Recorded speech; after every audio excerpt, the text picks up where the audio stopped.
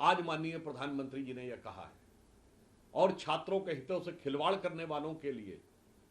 उनकी सजा को जल्दी से जल्दी सुनिश्चित करने के लिए फास्ट ट्रैक की घोषणा आज प्रधानमंत्री जी ने की है।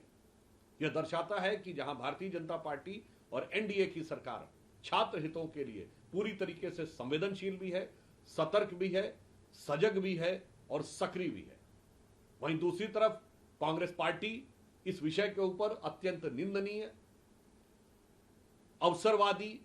सत्ता लोलुप, गिद्ध दृष्टि से भरी हुई अराजक राजनीति करती हुई दिखाई पड़ रही है।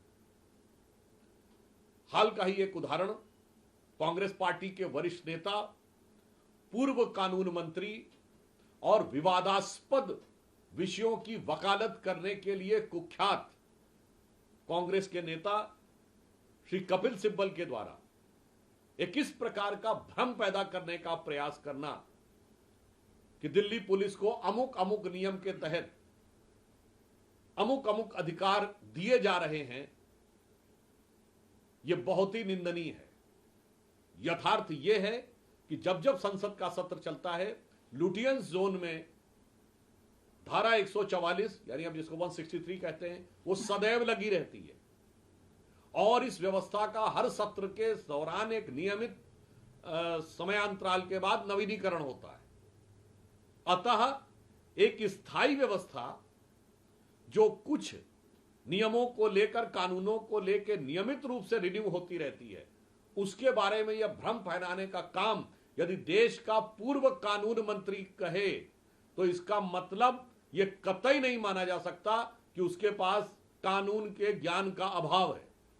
बल्कि यह तय माना जा सकता है कि उसके अंदर एक गहरा षड्यंत्रकारी भाव है। अर्थात कांग्रेस पार्टी हर मुद्दे के ऊपर भ्रम और षड्यंत्र करने से बाज नहीं आ रही है। एक तरफ आंदोलनकारी छात्र अपने मुद्दों को लेकर राजनीति करने प्रयास कर रहे हैं, उस पर राजनीति करने के लिए जिस प्रकार के कार्य कांग्रेस पार्टी और विपक्षी दल कर रहे हैं वो बहुत ही निंदनीय है। और अब उनका असली चेहरा और उजागर हो रहा है।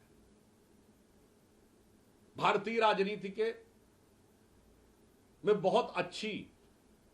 सांख्यिकीय दृष्टिकोण रखने वाले और भाजपा विरोधी इकोसिस्टम के स्वघोषित बुद्धिजीवी श्रीमती सोनिया गांधी जी के नेतृत्व में यूपीए सरकार की सुपर कैबिनेट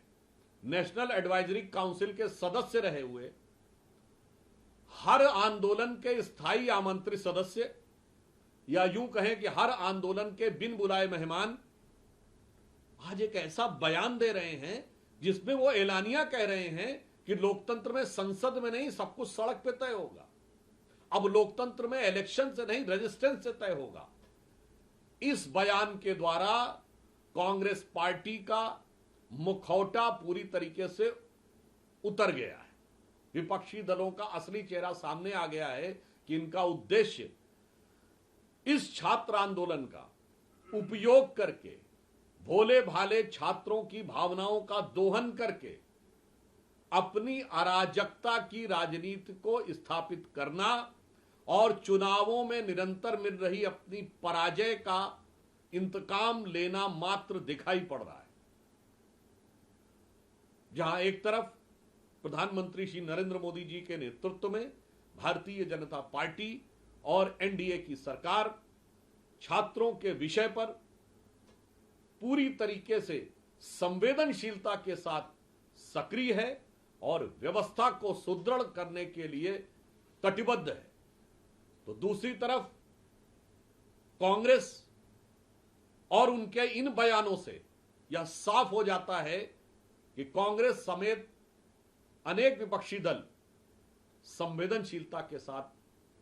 व्यवस्था बनाने के लिए नहीं, कुटिलता के साथ अराजकता उत्पन्न करने के लिए सक्रिय है। अतः छात्रों से भी हम अनुरोध करना चाहेंगे कि वो अपने आंदोलन में इन अराजक तत्वों को घुसने का अपनी राजनीतिक रोटियां सेकने का, हिंसा और उपद्रव के द्वारा अपने गर्हित राजनीतिक हितों के साधन करने का मौका देने के प्रति बहुत सावधान रहें और सरकार के